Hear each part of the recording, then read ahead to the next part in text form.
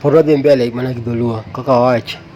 Wan galuo lep Acholi, Southern Sudan, Londongo, Wuod Onyoro, Wuod Onyoyo.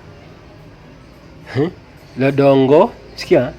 Lodongo, Muodo Onyoyo. Dholuo Padhola ma Uganda, Jodongo chamo Koyoto. Lep Lang'o Uganda, Jo Adongo odonge ti Amuodo Nyoya. Dholuo TK Tanzania nini? Jodongo Kamuodo Nyoyo. Lep Acholi Uganda, liduto lidongo gi tiye Kamuodo kama nyoyo. Winjo, gima yudo kae the same. Ladongo gi dholuo ma Kenya ni jodongo. Ladongo, jodongo, one the same, winjo sense kidogo. Muodo gi luo ma Kenya pia the same, muodo, gin gindiko muado.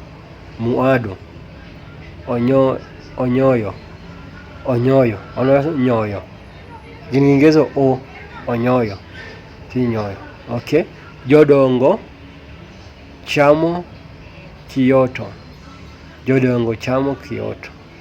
Gin chamo koro giwa kukula, chamo ni kukula. So gin gimono muodo ni kutafuna. Winjo. Luo mar kakwadhi ni, luo mar lep Acholi, Southern Sudan, Lodongo, Muodo Onyoyo. Mani nyawinjo. Mano make sense kidogo kwa luo mar Kenya. Padhola Uganda, jodongo chamo Kiyoto. Hasa hii Kiyoto ndio ok make sense kikenya. Kiyoto ni nini? Nyoyo ndio wang'eyo, Kiyoto hatujui. Jodongo chamo mano winjore maber. Jodongo chamo Kiyoto ok wang'eyo. Jodongo chamo mano winjore maber.